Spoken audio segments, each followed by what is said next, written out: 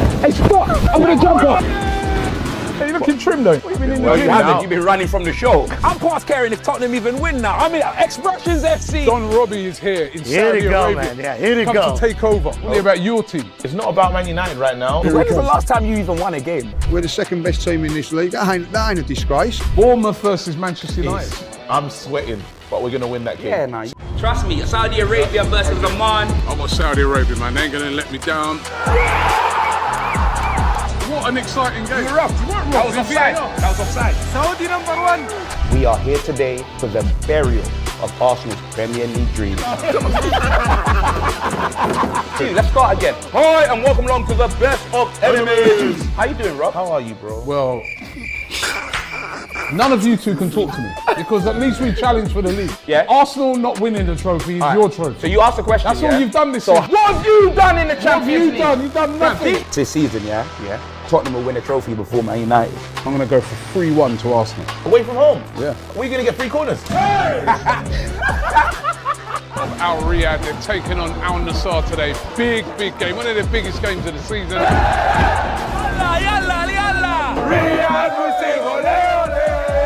You will never even win the Champions League. Right. Because we see things you will never see, Robbie. Do you know how shameless you are, bro? You're supposed to be winning the league, but you're doing a hate-along, bro. This is your fault. I've been chased by a tractor. You've brought in opera singers. When you say Tottenham, you've got respect on us, blood, yeah? Depart the room for about the next 5 minutes or so. How? Because we're going to talk about the Champions League. Emotional. Who would have thought that a Tottenham fan, a Manchester United fan, and an Arsenal fan would get along? Well, sometimes. Here, listen, lots of people have been asking me, Robbie, how have you managed to lose so much weight? And I feel so much better for it. And it has been a journey. But these two little things here, Optimum Day and Optimum Night, have really, really helped me on my weight loss journey. This Optimum Day, what it does, it helps you to curb your cravings, it really helps with your metabolism, and just stabilizes things. And I swear by this, I absolutely swear by this. And then the Optimum Night, what this one does, I take these before I go to bed at night, helps you to have a much better, deeper sleep, makes you relax, makes you sleep, and makes your body recover. And these pills, I mean, listen, they're not magic pills, but they're all natural, and they have really, really helped me in my weight loss journey, and I really, really swear by them. So if you want to get your hands on these, scan the QR code in the description right now, or click the link down below, and you can get 70% off your first order with the Optimum Day and Optimum Night by Oxford Natural. As I said, these have been essential tools in my weight loss journey. Of course, there's no magic to it. You've got to eat less, you've got to go to the gym, you've got to do all those things. But these two have really, really helped me, and I recommend them very, very highly. So once again, if you want to get them and get 70% off your first order, all you've got to do is scan the QR code on the screen or click the link in the description, and you get 70% off your first order. Welcome along, weekend roundup. Oh my days. We're in for a great show today, guys. Well, what about the North London derby? I'm not getting rattled. And we're 3 points off top 4, so it's not looking too bad. Yeah. Foden 88, Saka 87. I think that's wrong. And nice that you put your top on. You want to take it off and get the branding out? Happy birthday! Make a wish to win the league. I did. How much chance of Arsenal have of winning the Champions League? 0, mate. If we got through PSV, do you think there's any chance? No. Hang on, let me finish. Predictions: 2-1 Tottenham. 3-1 Liverpool. 2-0 Wolves. Chelsea to beat Man United at Old Trafford. You're in trouble if we win this game. You better not lose on Saturday. We beat the world champions this weekend. That makes you world champions. We're the world champions, but you're not in a title race. This is why you'll never win the league. 6 million down the drain. Robbie celebrating a 1-0 win. Abby Pilates instead of trophies. You never walk alone. Catch us every Monday for the weekend roundup.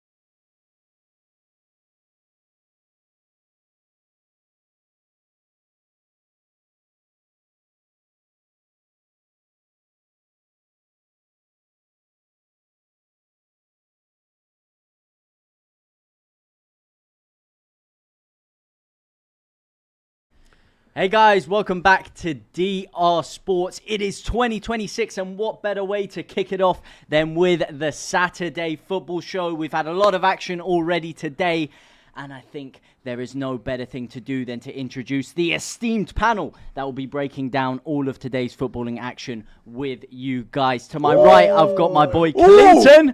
As Bournemouth rifle one in. Sorry to interrupt you. Bournemouth have just scored. This is the Saturday football show for you, ladies and gentlemen. It is now 3-2 Arsenal. We will be keeping a keen eye on that game. But as I said before, Clinton, how are you doing today, my friend? I'm all good. I've just witnessed his Kroopy goal. He literally just come on the pitch and look. Wallop. Oh, pick that one out. Yeah, I'm fantastic because now he's nervous. The next man I'm introducing Uncle's to nervous. my left here is not feeling quite so phenomenal after that one. It's my boy Laurie. How are you doing today, my friend? I was doing great up until I saw that. I mean, it was a thunderous strike, wasn't it? It was a phenomenal finish. I was being a bit presumptuous when I said to you guys that game over, but anything but now. I mean, got to say, first and foremost, what a strike from Kroopy. Fantastic strike. And any of you guys that have listened to me on these forums, well, I'm always talking about players shooting from outside the box. Apart from Aston Villa, it seems to be becoming a lost art. But that goal there, wow. It's coming back, and Bournemouth come back on another strong attack once again. But there is still one more member of the panel, Nick, on the far left. How are you doing today, my friend? I'm good, you know. I feel like it's been a little minute since I've been on. But, you know what I mean? 2026, like you said, New Year and whatnot. So, yeah, it's good to be here, man. And you know what? Bournemouth, let's give him a little something. Last 15 minutes. Let's make Laurie sweat here for the last 15 minutes of this one, lads. And of course, as this game is still going on, let us know all of your thoughts in the chat right now. Such a pleasure to have all of you guys in here as always. But the game currently going on is Arsenal versus Bournemouth. So I'm going to throw it over to you, Laurie. What have you made of this game so far? Obviously, it's been a fantastic week for Arsenal, especially with Man City drawing the other week. It's given you a little bit of respite. You're building a bit of a gap there now. Has this game given you nerves again? Do you think Arsenal are going to throw this, or are you going into this new year full of confidence? It's interesting because if you'd have asked me that question just before we come in here, I was saying that 7 points in front.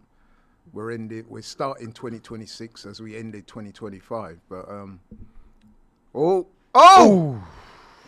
way Bournemouth are coming at us at the moment, it's looking very. You know what, though? Saying what you're saying there, I would not actually be all that surprised if Arsenal go and get a fourth now. Because one thing about Bournemouth is they can leave themselves quite open because of the style of football that Emery, Iraola wants to play. I could see Arsenal getting a fourth. Nah, I'm the other way, Nick, man. I think it's in Bournemouth's favour right now. The momentum shifted over to them, so I reckon it could be a 3-3, you know? It could be a 2 points dropped. You know what's worrying about this game is I was saying off air that I was worried today that Semenya is going to score in his last. Listen, Pep's left him there for a reason, bro. He's like, yo, just one little game for me, last game. And he's not scored yet. Yeah, not yet. Not yet. He's on the ball now. Like him. He's picking up the ball now. It would be a fantastic farewell package if he was able to do it as he comes bursting down the right-hand side. Antoine gets the 1-2, but is dispossessed by the man of the moment, Declan Rice. Yeah. See, the thing is, even though we're 3-2 up, it's quite a difficult situation to be in because Bournemouth are going to throw everything at it. Oh, yeah, what that? And Arteta's faced with, do we go for it more, try and get the fourth, or do we sit back? Now, if you go for it more, you could get hit on the break. You could get the goal, but you could get hit on the break.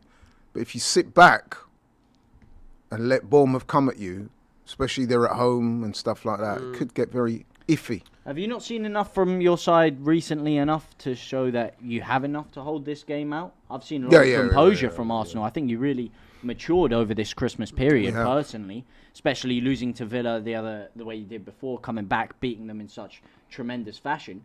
I think you showed a lot of confidence, and if I was you, I'd be sat here. You know, you've seen it before with Arsenal when you got goals, you've been pegged back. I don't think there should be too much of a problem.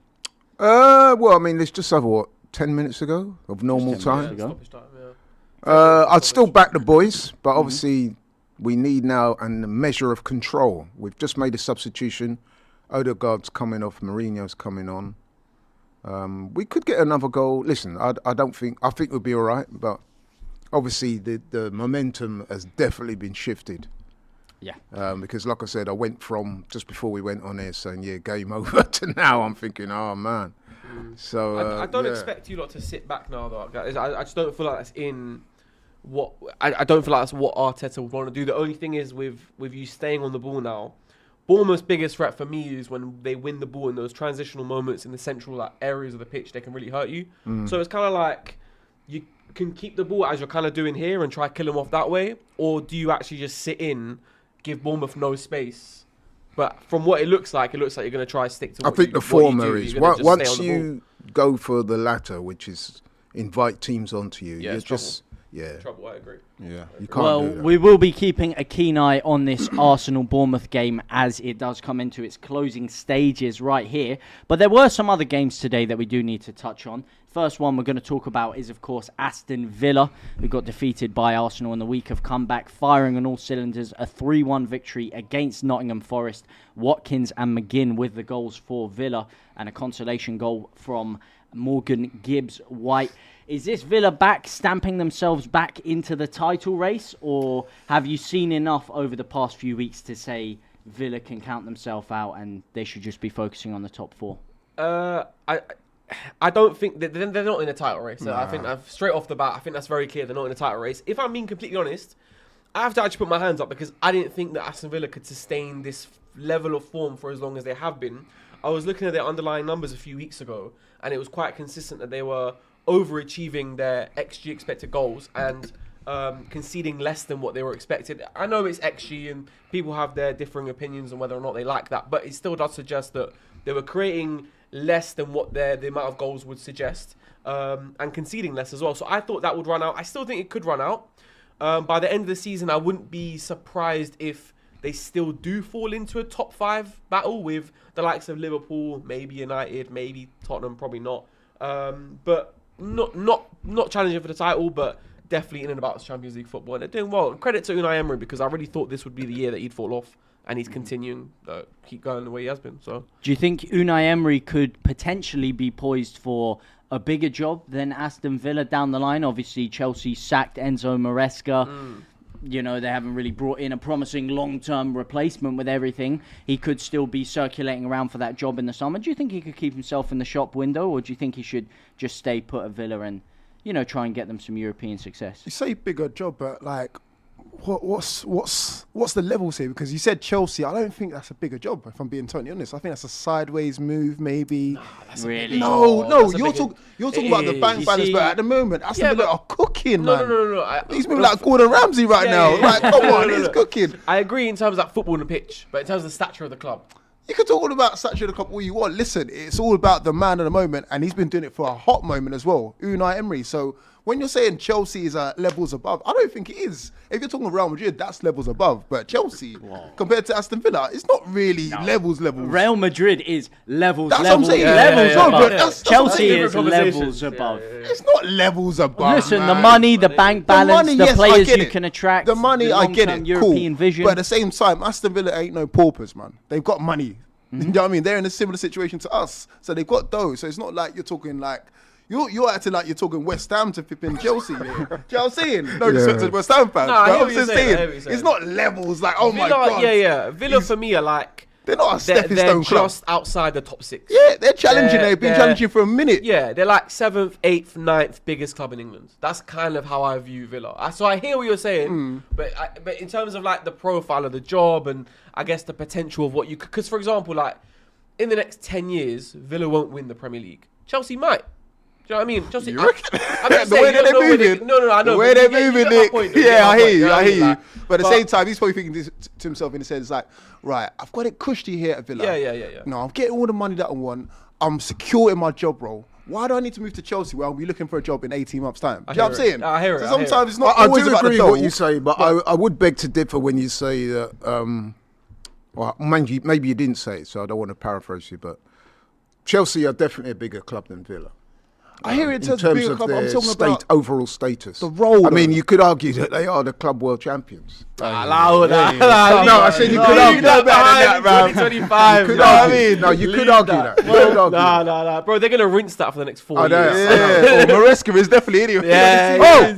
Technically, they are, as Arsenal come on a dangerous attack. That was a decent shot. Is that Mikel Merino with a volley there? Big save. In terms of the job, I think it's pretty clear that Liam Rosenior is going to get the job. One of the main reasons for that is Chelsea and Strasbourg, who Liam Rosenior manages at the moment, are actually owned by the same people. The same consortium. So yeah, I think that he's ready to take the job. In fact, I think Strasbourg played today, didn't they? They are currently playing right now. It's 1-1. There's rumours though. There's rumours that Eddie Howe might be getting the Chelsea job.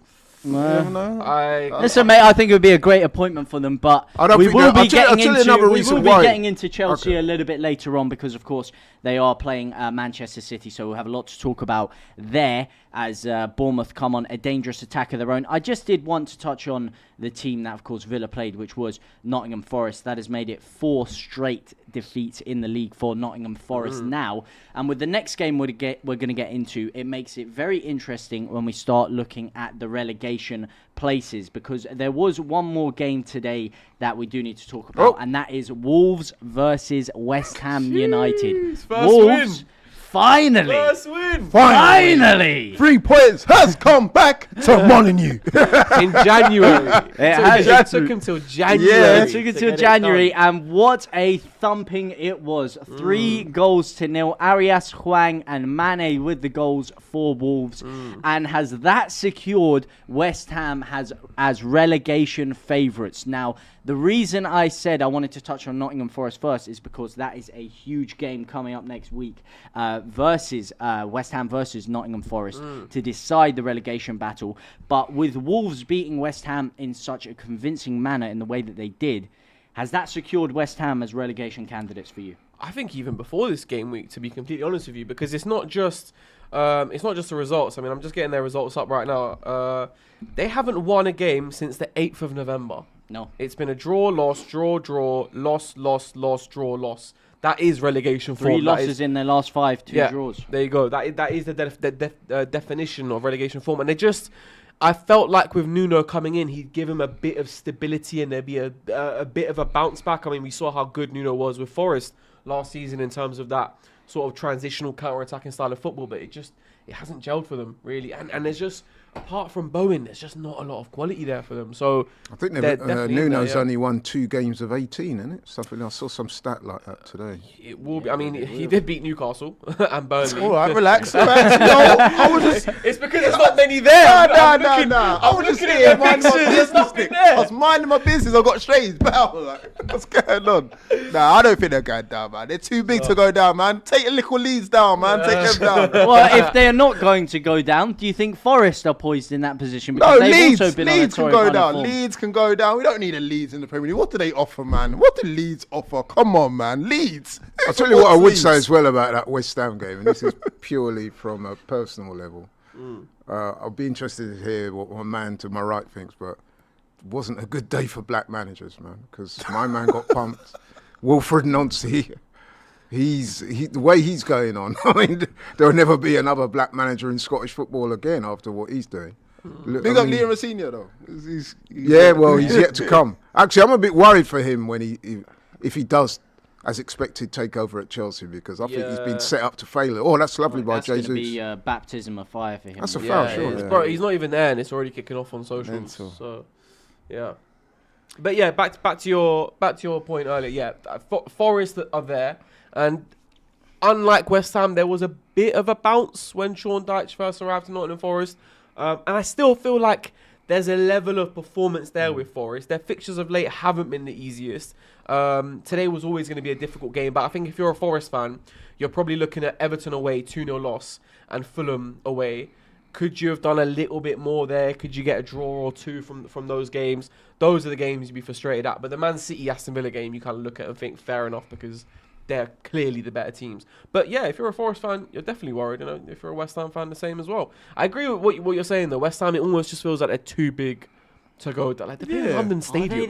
London Stadium. Listen, no, I don't hear that. Sunderland got relegated. Yeah, Leeds got relegated. Newcastle got first. relegated. And let's be honest here. Yeah, you can call it shroud of bias, but Leeds and Newcastle are 10 times bigger clubs than West Ham, if you're going to be honest. And you have the one club city factor. You always have a huge, massive support from that. West Ham are the 4th, 5th biggest club in their own city. Yeah, so they're not too big to go down. A lot of big clubs have gone down.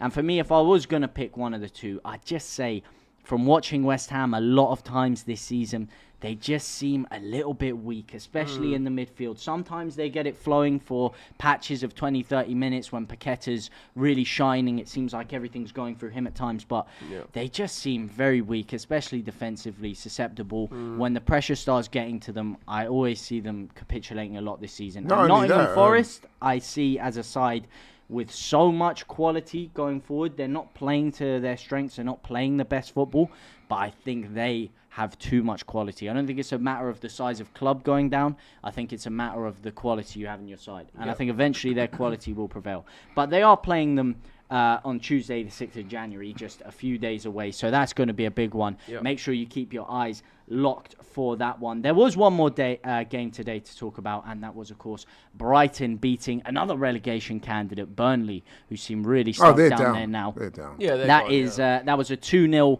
result. Jorginho Rutter scoring the first goal and Ayari scoring the second to make it 2-0 for Brighton. Oh! Big opportunity there. Ayari's goal was a very well taken goal, I have to say. It was very clean. Very, very well taken. Rutter is a player as well. I really like Rutter. Oh, yeah. You're telling me. Yeah, I love that guy. I know, Tell me about it. I think he's one of the most underrated players in the Prem. Technical quality, he is really, really good. And you can call that a bit of bias as well. But the way he can... You don't see a lot of... You see some of them, but the way you said the art of long shots is kind of being lost, Laurie. I see that a little bit with ball carriers. You see some ball-carrying midfielders, but because everything is so tiki-taka, you move here, I move there, which is great in its own right. Yeah. The art of carrying the ball up the pitch, you see it less and less nowadays in midfield players or even wide players in general. Yeah, and I think he's got very good feet for a man of his size as well, because he's quite tall. He's got very good feet. What would you say? What's his best position then? Sort of in behind the striker. Number 10. Behind the striker. Yeah, he's very gangly. That's what I say with him. He's very gangly. The way he runs and stuff, it doesn't look like he should be taking people on. And he just glides through. Yeah, I hear that. A little bit, yeah. But Burnley, you touched on that. You think? Oh, they're down. I mean, they're cut adrift. I mean, Wolves have got 6 points, even despite that win today. Excellent win, by the way. Burnley only have 12 points. But more importantly, they've not won a game now for God knows how long. And not won a game since 26th October, sorry. Yeah, that's a long, long time. Yeah. And their trajectory is very much on the downhill slope, and I can't see them recovering. No. Wolves have picked up a little bit, but they're pretty. Wolves are only 6 points behind them now. Wolves are only 6 points behind Burnley, so all to play for down there. And another side who have really, really been in bad form, actually playing right now, funnily enough, we touched on Arsenal, but Bournemouth themselves now dropped down, they're down into 15th place, 23 points. They're not too far away from Leeds, us, who were in the relegation zone, while they were up in second in the league just a month and a half ago. They have had a torrid past couple of months. What do you make to Bournemouth and Iriola in this whole project that they've been working on? Well, if they lose today, which is very, very likely, there's only about 5 minutes left of this game, and Leeds win their next game, you actually go above them. We do. Big if, though, given our next opposition, which we'll get into later. But yeah, that I guess what I'm saying is their fall from grace has been quite seismic, because at the start of the season, I know they were unlucky against Liverpool, but they were doing well. Semenyo was scoring, and everyone was saying what a great job Iriola was doing, to the point where he was being linked with, you know what I mean? He was linked with United. Yeah, he's linked with all the big clubs. I think I just feel like the stubbornness is what's getting him at the moment for me. Like this whole man-to-man press and like really high and aggressive. I just feel like sometimes what was that? My man just ran into Gabriel. That's a pen, surely. And now he's trying to... That's a pen, surely. That's a pen. And a red card. Come on. I'll tell you what that is. That's a booking for diving. No, that's... the elbow. One. Come on. I don't know what that is. A deal... Stop it. It's gone down here. So David Raya has the ball at his feet. Oh, Oh, he's been- he's there. He's done right. It is. So he's dived headbutting into Gabriel's arm, and now he's asking, "Oh, come on, bro." For those who can't That was see a weak or one. not Yeah, for watching the those who match, I can't don't even know how to describe that. He's just like There's one word tumbled to into the back. There's of one the word down to into describe his that, arm, and yeah. that's shameful. Yeah, And I don't know what he was looking for embarrassing. there. Yeah, in the game of VAR that we have today, that was never going to happen. But yeah, Bournemouth, winless since the 26th of October. 5 wins and 5 losses. I think 5 draws and 5 losses. I think they're going to be ruined when Semenyo goes, because have they got a ready-made replacement for him? I don't think so. Not that I know of, anyway. So, And the next games are Tottenham at home, Brighton away, Liverpool. So it doesn't get easier either for them. Yeah, that mystique is gone. That whole he's ready for a big job. Yeah, him and Glasner, all right. That's calmed down a lot, hasn't it? Now. Glasner. Listen, mate, you would bite your hands off for Glasner. No, don't bring this back. Listen, up again, remember who you support, man. With your little Leeds in that, man. Listen, mate, I'm not the one calling for my manager's head or my striker's head. And actually, I think we have a better striker than you. What? It's an important block that was. Better striker. We're not living in what? We're living in the past 6 games, and if you go over the past 6-7 games, he's actually been outperforming Voltemada. So. Nah, come on, let's not do that. Let's not do that. Listen, No, but that is a fact. Yeah, he might be outdoing him numbers-wise, getting more goals. Come on. We're talking about the better striker here. Yeah. It's Nick Voltemada. Let's Come not on, man. Hang on, we've got a long throw for Bournemouth. 96 minutes on the clock. Keepers This is come the up. last minute. Can he get the cross in? There we go. And they've blown the whistle. It is Arsenal 3, Referee's Bournemouth Seemed a 2. couple of seconds too early. Laurie, Referee's how are you Arsenal feeling fan. now? How are you feeling now, Laurie? I'm feeling great, man. I mean, another win. Oh, actually, it's kicking off here on the. It is kicking off. Arteta, he's going for a little scrap. That said he had no that plan whistle B. was blown a bit earlier. Very seriously. early. Yeah, Because very at least you got to allow him to get into the box first and then get it Yeah. out. But it They matters. didn't even hit 6. It was supposed to be 96. Did it hit 96? It did hit 96. when And they it's supposed to took the be a throw in, minimum and then- of 6 minutes. A Yeah. minimum. Is And that I what don't they were think upset that about? was. Yeah, I hear it if the ball was at the halfway line, but when you have the ball right next to the 18-yard box, I should never see the But whistle all being these blown. complaints are in utter vain because it's not like they're going to go back and play an extra 30, 40 seconds. Right? But I must admit, as speaking in all honesty, even I was surprised that whistle went because I'm sure there was. Not there anyway. Do you know what I mean? Yeah, but listen, man, the best side won. I Bournemouth think were better than I expected, though. in the first half, they were. Yeah, Yeah. okay. Yeah. Oh, here we go. Here we Oh, go. here we go. Even What brought do the they keeper. want, a They penalty? even brought the keeper up as well. So he brought the Throw-ins keeper come up, in. he shoved him, it's been headed away. It's Look, gotta come that's, back that in. is Oh, no It's terrible. got to come back in. Yeah. It's got to be That is allowed to come back in. criminal. Yeah, for people who can't see what's happened, That they've is thrown it criminal. into the box in the 96th minute. There's 6 minutes of stoppage time. It's headed straight out to, I believe it was Semenyo, if I'm remembering correctly. Yeah, it He was. was getting ready to cross it back in, and before he could cross it, they blew the whistle instantly like that. So Bournemouth can feel hard done by that. 5% chance maybe that goes in. Could have been something different, but it didn't. And now Arsenal sit 6 points on top of the league. Man City, Is of it course, 6 or have a 7? game in hand. It is 7 points over Man City, 6 points over Aston Villa Oh, in right, second right, place. right. Yeah. Of course, City have a game in hand, so they could close that gap to 4 points if they were to win that game. But we have against margin Chelsea. for error, which is Yeah. important. You know what I mean? Once you go more than 3 points above, I'm not saying it's comfortable, but you know what I mean, you do have a little bit of breathing space. There is for say dropping a point here and there, but it's in our hands. It is in And, your hands, and it kind of has been before. But to get through this Christmas period, the difficult winter Exactly. period, still on top of the table, have you seen enough from Arsenal Yes, I to have. have a lot of confidence that this is not going to capitulate like many other seasons? I Because like that's you. been the running I like thing, how right? you When it slipped gets that word in to, there. they say when it gets to April, May, Capitulation come FC. talk to me. That's what everyone Bang says on. about Arsenal. Yeah, it's bang on. It is bang No, on. I Have you mean, seen enough yeah, to say this is different? it is a fair question. But what I would say is this: is that this season we're a different team, and more importantly, we're a different squad. If you look at the squad, that's what always gives me confidence. You look at the squad. I mean, look at some of the players that weren't playing today. You know what I mean? You like Eze and people like that. We are very strong right now, and we still got a couple players to come back. You know what I'm saying? So I'm expecting us to win this title, man, without any doubt. And that's no disrespect to the likes of City and Villa and whoever else. I just think that this year we've learnt a lot from previous seasons. We've strengthened the squad accordingly. Big up to the sporting director there, who's done a great job.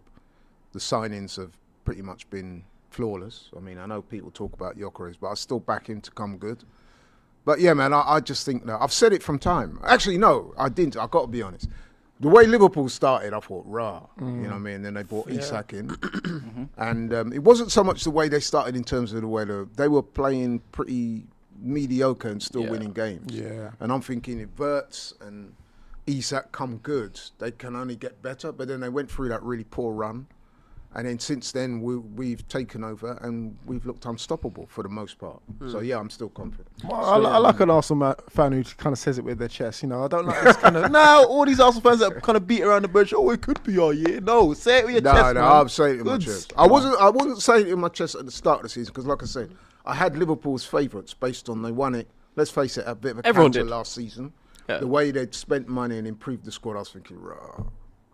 But then... Like I said, once they slipped up and we took over, and you look at the depth of the squad and the experience of the players and stuff like that, yeah, so I'm confident. Well, it's funny. You should see him on the boxing shows because he never says anything with chess. This guy sits on the fence more than anyone you've ever known. But we do have some comments about this game. Arsenal are looking crazy serious right now. Terry McDad. Charles Skull, that final whistle was a disgrace, by the way. Wow. It did seem a bit early, right? It was a bit early. How early was it? It was after the 96th minute, but it's just the fact that they took the throw in and within 5 seconds they were about to get the rebound cross back in. Yeah. And that's when it was called. But it's happened. That's football. You just got to take it sometimes. Chewy Dean 9254. Thank you for the super chat, my friend. He says, I think Juve is a huge miss for West Ham, which I agree with. Yep. And you know, given the form and place in the table they are, missing players. But I don't think the internationals can account for getting smoked by Wolves. No, it can't account for it, but it's definitely not good timing for them with the way things are going. Yeah, I'll say as well that 3-0 win for Wolves was a deserved free win. It wasn't a snatch and grab. It wasn't like, oh, you just took your chances. No. Like, it was deserved. Like, they made chances, they created chances. So, yeah, it was fair enough. It is. And just quickly, as we do hit around the halftime point of this show, I want to get some quick fire predictions after the Arsenal game and the winter period. And I want it from you guys in the chat as well. Quickly put in right now who you guys think will win the league. From this point of the season, we're just past the halfway point of the season. Who do you guys think is going to win the Premier League this year? And if we go around the panel from left to right, give us a name. Put it on. You know what? Stamp it with authority. My gut tells me in the running, Pep and his ways. I might go City. I might just go City. Yeah. Based on what? Based on, I think they're kicking on a bit now with the signing of Semenyo. You know what it is with City? You know when they hit that February to March, April stage, where they just don't draw, they don't lose, it's just win after win after win. It's just that for me. And it's just, if Arsenal pick up another Gabriel injury, if Rice is out at any point, it's just history. That's all it is. The last 3 years is why I'm going City. But I completely understand that Arsenal fans are confident, as they should be, because you look unreal right now. I'll be honest. I hate to admit it, but you do look unreal. Your squad is bang on, like you said. The depth is unreal. So if you're an Arsenal fan, you should be confident. But I'm just going to edge it to City just because why not? City. Laurie, so in other words, what you're saying, that's what you want to see. History is why I'm saying City. Laurie, what about you, my friend? I think we know I've said it already, man. To me, we will win the title. And I think some people might be surprised in the final analysis at how big the gap is. I honestly can't see anyone stopping us now. Like I said, we got 6-point lead at the moment. We've still got players to come back into the team. And even when we've not been playing that well, we're still managing to eke out results. So, yeah, I'm very confident. And Clinton, just a quick fire. Which one? Give me a name. I'm going to go with Arsenal. I think they're going to win it, but it's going to be on the final day of the season. It's going to be somewhat an Aguero moment in reverse. A last-minute Declan Rice screamer. Wow, we'd love to see it. I'd personally go with Arsenal as well, but as I said, let me know in the chat what you guys think. I've just seen enough from you. I've been saying it for the past 3 years. You've kind of faltered away at key moments in the season, but I've seen enough from you this season, I believe, that you've showed a lot of bounce-back resilience. I even look at that Newcastle game as a huge one where you went down. Gabriel had that whole thing. He comes back, scores a 96th minute winner. I just saw that as a maturing of the side, and you've got a lot of squad depth, and I think that will be enough to carry you guys through for the rest of the season. But instead of deliberating on today's action, we are now going to cast our minds forward to tomorrow. And we have some mouth-watering fixtures. And the first one we have to talk about is, of course, the reignition of the War of the Roses. Lancashire versus Yorkshire. Leeds United taking on their fierce rivals, Manchester United. Leeds United, 2 wins and 3 draws in their last 5. Man United, 2 wins, 2 draws and 1 loss in their last 5, coming fresh off a 1-1 draw against Wolverhampton Wanderers. I am going to throw this straight over to my friend Nick with his Man United perspective. How are you feeling about this game tomorrow? Why is he hyping this up so much? It's little food for you, innit? No. For them, man, I get it. You know, notice how he said Leeds and their fiercest rivals, Man United, not Man United. Yeah, you know what I mean? I don't think that's what I said. I'm not sure that's what I said. And if you listen to a lot of your former players, including the likes of Gary Neville, he said this game is actually the fiercest rivalry he's ever played in as a Manchester United player. In terms of seeing the hatred and vitriol between the two clubs, he's actually said this is the most fierce game, and he was much more terrified even coming to Emery than Anfield. You don't do hate us. And you guys don't, mate. I wore a Leeds United shirt walking around central Manchester. Some guy gets off his bike in the middle of the road, looks at me, calls me scum, and I'm not going to use the other word that he used after it. I'm not, this is a family-friendly show. But yeah, he labelled me a lot of things just for wearing a Leeds shirt, and let's just say there's a lot of tetchy moments walking around. Yeah, so it's not just one-sided. Oh, no, it's not, you joke about it. It's not fully one-sided. The reality is it probably goes Liverpool, City, and then historically, you would put Leeds third. If you're talking about in terms of probably put Arsenal on the pitch, even before them. So if you're talking about on the pitch and what's happened in terms of the rivalries of competing for titles, you might go in Arsenal or Chelsea. But if you're talking historic, who do the fans hate the most? Probably Leeds is just about third. But tomorrow's game, I'll be honest, not feeling great at all. So where is it, by the way? Ellen Road. Ellen Road. Which, by the way, we can do this all in our thing, right? But Leeds United, every time we faced you in the Premier League, we've either spanked you or we've won. We spanked you a few times. Scott McTominay, you have nightmares about that guy, bro. Do you remember that? Yeah, I know you remember that. Look, put the camera on him. Put the camera on him right now. Put the camera on him. Look at him. He remembers. Listen, mate, you don't need to bring all of this up, mate. I've seen too much of it, man. We play you at your worst, yeah? Even since we got promoted, we can beat the best City side, one of the best reincarnations of Pep's City side. We can beat Liverpool at Anfield. We can beat Spurs. We can beat everyone. Just not Man U. You just always get it over us, man. But tomorrow, you've got a better chance than you're probably gonna have, not ever, but in recent times, because looking at tomorrow's game, right? Let's just go through it. So Mbumo, Ahmad, Mazraoui, 3 first team players, all at AFCON. Let me land. 3 right there, right? 3 right there. De Ligt, Maguire, 2 centre backs, both out. Bruno, who is Mr. Captain, he's there every single game, week in, week out, not there. Kobbie Mainoo, not there. That's 7. Don't know if I'm forgetting anymore, but that's 7 first teamers, good first teamers that are all out. The only 2 central midfield options we have are Casemiro and Agate. That stinks. Let's be honest, that stinks. So we're in not great form. I know we beat Newcastle, but I don't think we were particularly good in that game either. Leeds, on the other hand, you're coming into this in pretty decent form. Dominic Calvert-Lewin banging in the goals. So if you're ever going to have a good chance of finally beating Man United in the Premier League, it probably might be tomorrow. But what I do have to say is if Daniel Farke tactically outdoes Ruben Amorim, I've had question marks about this guy for a while, but if Daniel Farke outdoes Amorim... Did he not outdo a lot of managers? Did he not outdo Maresca? Did he not outdo Arne Slot? You want to talk about players out of the side. Yeah, Man United, you do have a lot of absences, which of course I'm very happy about. from a slightly biased perspective, one might say. We're also going to be without Leeds, should I say, are also going to be without Ethan Ampadu, who's been our captain. He's going to be suspended for that one. That's a big one. Of course, Joe Rodon, he's been the heart of our defence. That's a huge miss also for Leeds going into this game.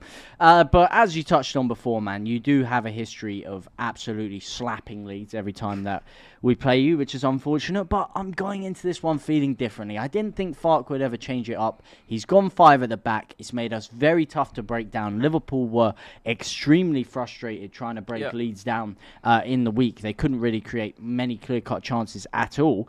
And then we are dangerous on the counter-attack. I mean, Calvert-Lewin was rested specifically for this Man United game.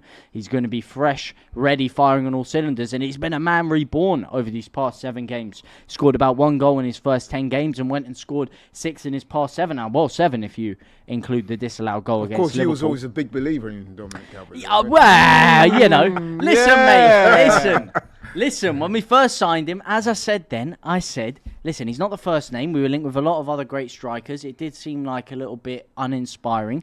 He was the best striker at the club because we didn't have any great strikers. And then he'd scored 1 goal in his first 10, sorry. So I'm not going to be sat there like, oh, wow, this guy's going to win. He's going to save us from relegation, is he? And then he goes and scores 6 in his past 7. Listen, what am I going to do? Imagine thinking DCL is not too big enough to play for little old Leeds. Little Leeds, you know. Remember your place, mate. Remember your place. DCL. Mate, just because you got a bit of oil money. Injured all the time. Oh, mate, just because you've been bathing in oil for the past few years, taking all that cashola. Remember where you were a few years ago as well, my friend. What? We weren't too big enough for DCL. In fact, we wanted DCL. You want it? You don't want him. You're saying Eddie Howe's not big enough for your club after he won you your first trophy in God knows how many years. So, you know, we can both play this game. Yeah, he wants Eddie Howe gone, this guy. He needs to go, bro. Do you reckon? Yeah, let him go. All right, we'll get on to that. I'm kidding, We'll get on to that. We'll get on to that. We will get on to that. But yeah, just to quickly go through it, can we get some quick fire score predictions from you guys? Leeds United versus Man United tomorrow. I'm not feeling confident about the game, if I'm being honest, like I said, but I'll never predict us to lose or draw, so I'll go 2-1 United. Squeaky bum time 2-1.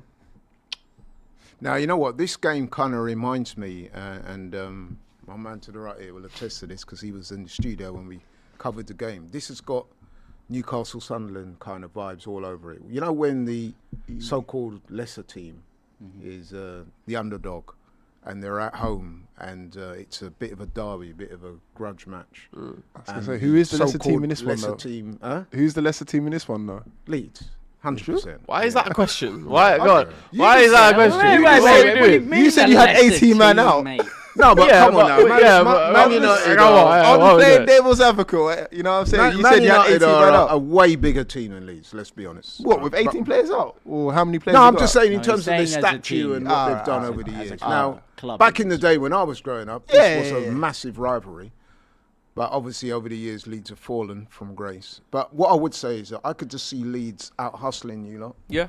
And I think if Man United, this game to me is less about tactics and more about who wants it more. And I just think that Leeds will want it more. They'll be at home. This is the first. When was the last time you played Man United at home in a Premier League game? I'll tell you. When we were last in the Premier League. I think I went. Was it the 4-2 I went to? It was. No. So the last time we played you at Ellen Road was February 2023, and we won that game 2-0. That was a very different United from the one. That was Eric Ten Hag's first year when he was doing really well. Listen, mate, it doesn't matter what United. We've played the worst United. The only time we beat them is when we were in League One. So, you know. No, but I guess what I'm saying is I think the passion and the energy, the fact that Leeds are in pretty decent form, the fact that Dominic Calvert-Lewin, who I know you was a massive fan of, he's starting to score goals. So much so that people are saying that he should be on the plane. If he carries on like this, he might be on the plane. They were saying that about Welbeck as well, man. It's just purple patches. Really. It is, but... Sorry, just on your point there, because you raised a good point. It is going to be about who wants it more, passion, etc. But for me, that's where United need to make it not about that. There needs to be a level of performance there, a level of keeping the ball, keeping Leeds quiet. Because if it does come down to passion and hard work and intensity, who wants it more, Leeds will go on to win that game. So that's where, for me, Ruben Amorim needs to do a job in preparing us correctly so that it doesn't come down to that, and it actually does come down to who tactically outdid the other manager. That's what I'll say on that. So can we quickly get a prediction from you? Right, I'm going Leeds. What's the score? 2-1. 2-1 Leeds. I'm saying Man United 3-1. 3-1. And what was your I said prediction? 2-1 United. 2-1 United. What are you? It will be 2-1 United, but the proper United is going to be Leeds United 2-1. Going to have to go with that one. Of course, let me know. We do just have a super chat about that before we do move on. Ronnie Dodge 3299. Ruben should show some grit. Start Lacey this game. Agreed. Big agreed. Listen, he came on for about 5 minutes and. Not to say he did anything of note, but it's just his touch was good. Technically, he's clean, he's exciting. He gives us a bit of pace out on the wing. It will allow Cunha to come into the 10 because Mount's injured. Oh, Mount's another one. There you go. I forgot about that one. Eight injured players, not 7. But yeah, Shea Lacey, I would love to see him start. Hey, what do you make of the 2 Fletcher boys? I've seen them getting pelters online, man. Listen, I just think he's a young player, so I don't really, and he shouldn't really be in the position that he's in. But he's come on now 3 times, and I don't think that in either 3 appearances he's done anything to warrant coming on again. In my opinion, I think it's just been it's been fine, but it's been a bit too safe. Lost the ball a few times, just doesn't quite look ready. And in that game against Wolves, for example, I thought because Xerxes came off for Fletcher, I just thought you could have put on Lacey.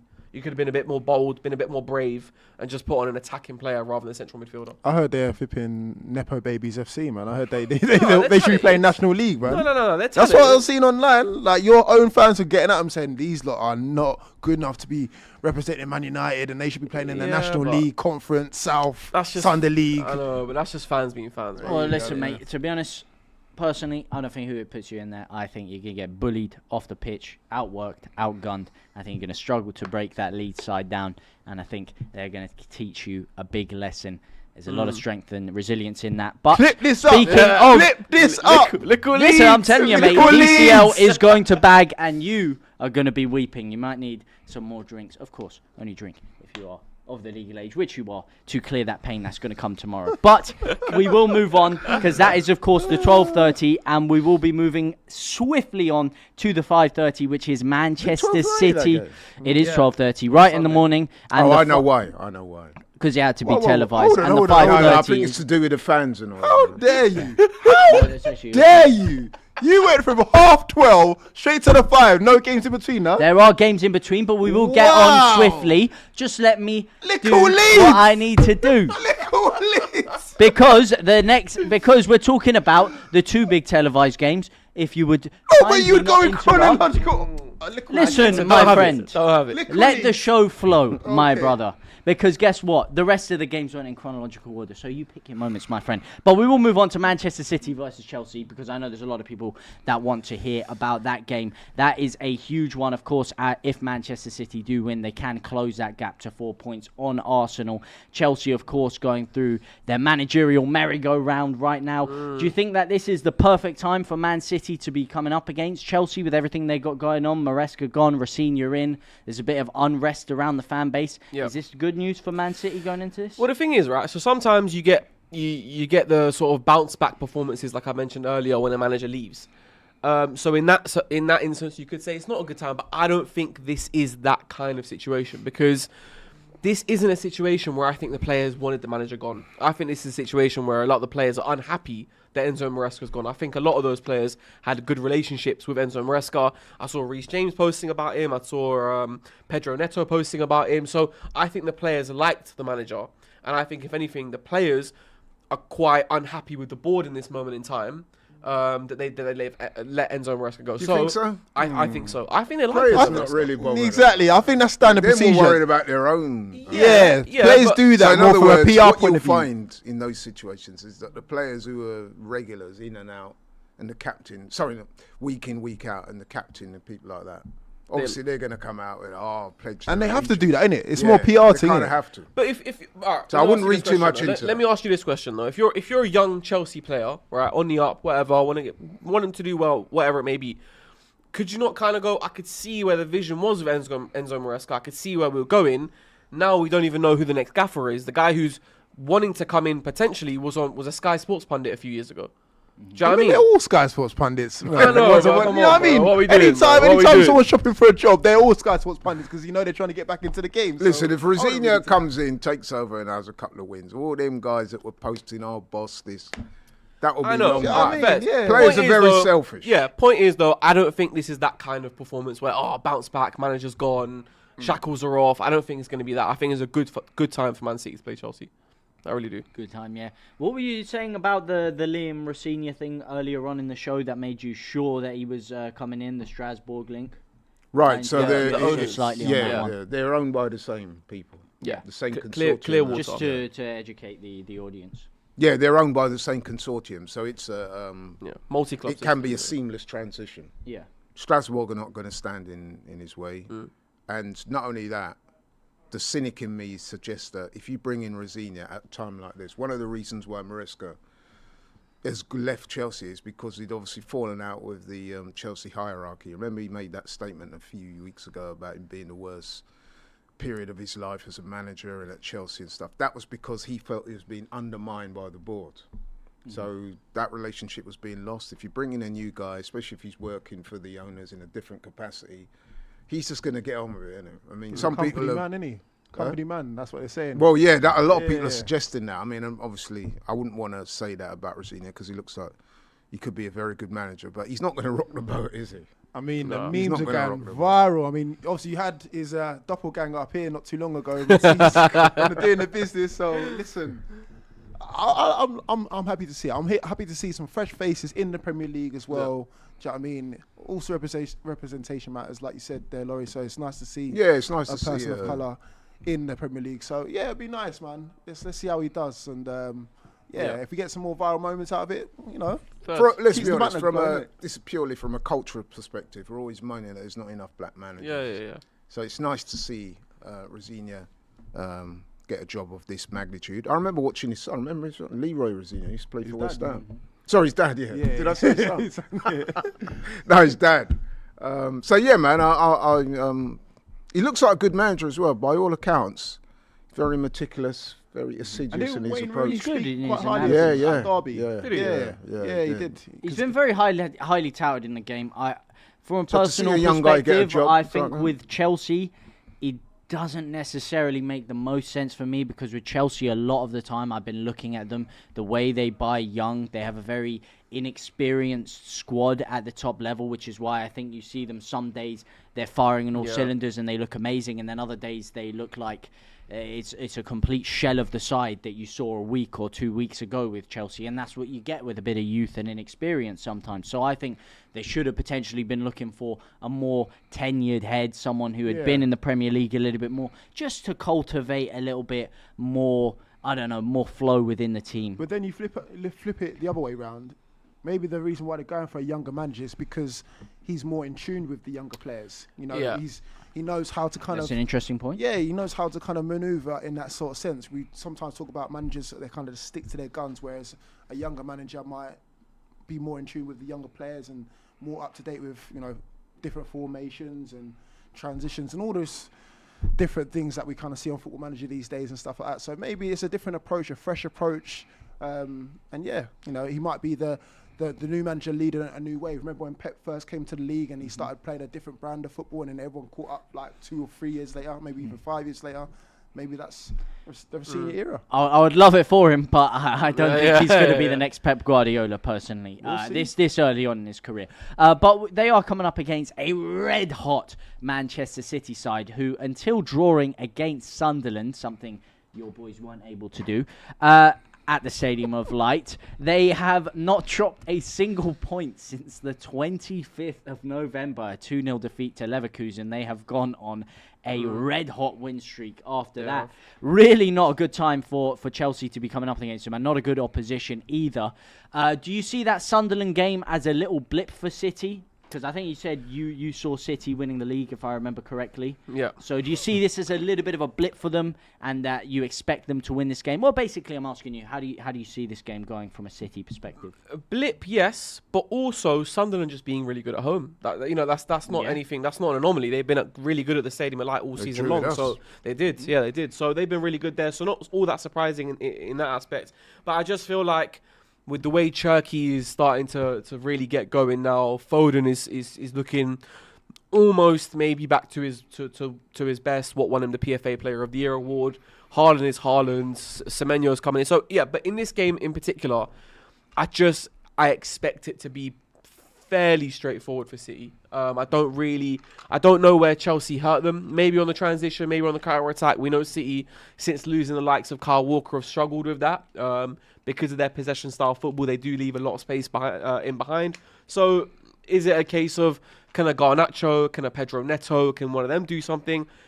I don't quite see it happening because I also don't expect Esteval to play in this game. So it should be a straightforward game.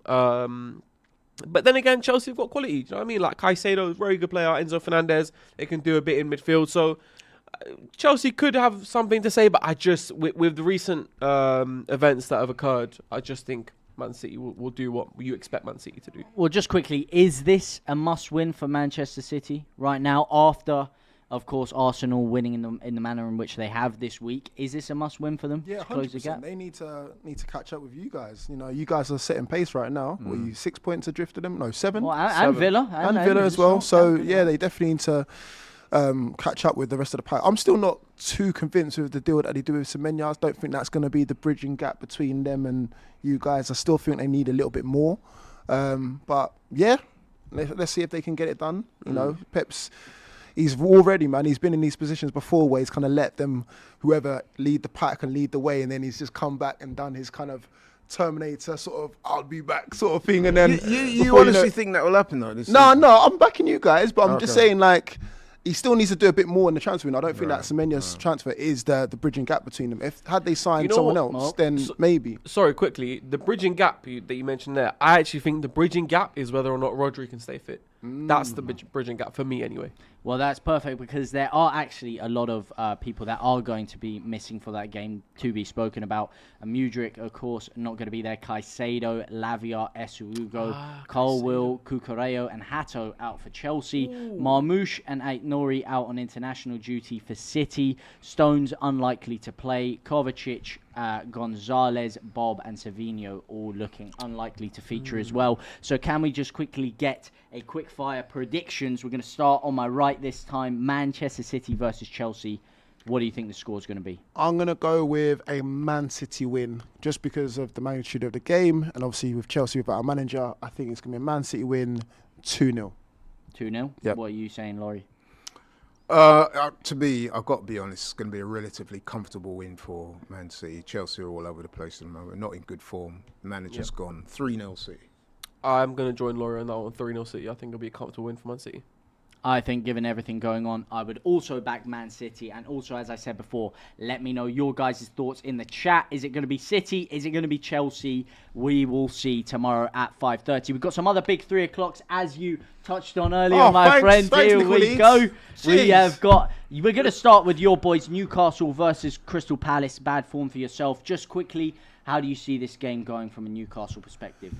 Oh, we got a win in the last game. Hey, we actually won for once. Beat Burnley, I know, Burnley. But we definitely need back-to-back wins because Eddie Howe's job is on the line, you know. Really? Yeah, come on, listen. Why you sound surprised? No, I am genuinely surprised that you say that. It is on the line. I mean, he's been getting... Last season, he delivered you a trophy after God knows how long. Last season, Laurie. We play in the future. I always say that. We don't play in the past. And even in the press conference recently, he was kind of defending. He got a little pelter from the journal saying...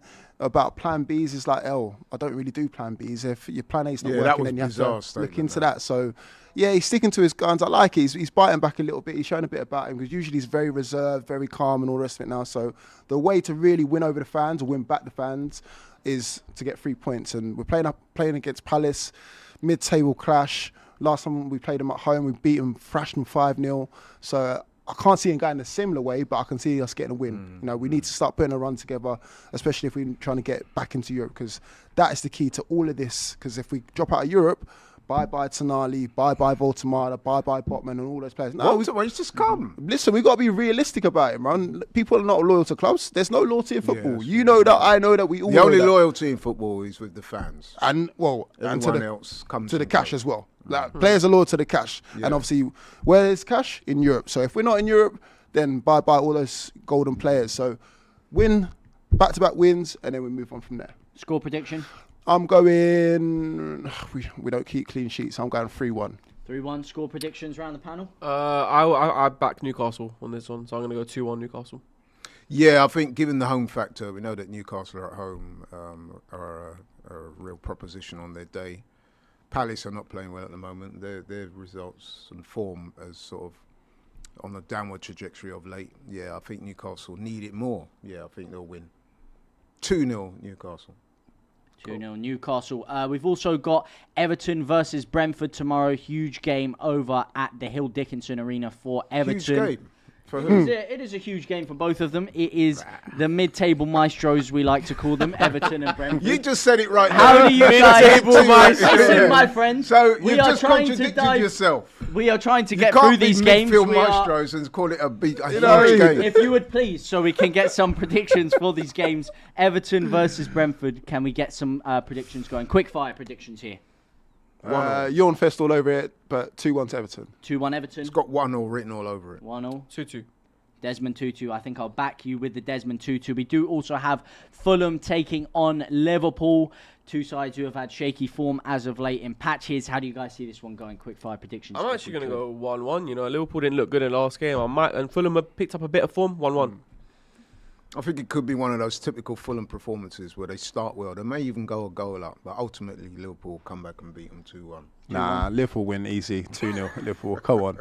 And the final one, we do have to get this very quick fire in here. Tottenham versus Sunderland. Very quick fire, right to left. Who do you guys see? I've got to go with a Spurs win. Yeah, it makes sense. Spurs win. I always back against Spurs, but I actually do think that they will lose this game. So you're 1-0 going 1-0 Sunderland, you're going Spurs. I'm going Sunderland 1-0. No, I'm going Sunderland. Sunderland. So it's 2 Sunderlands, 1 Spurs. I'm saying Spurs will get that job done. 2-1.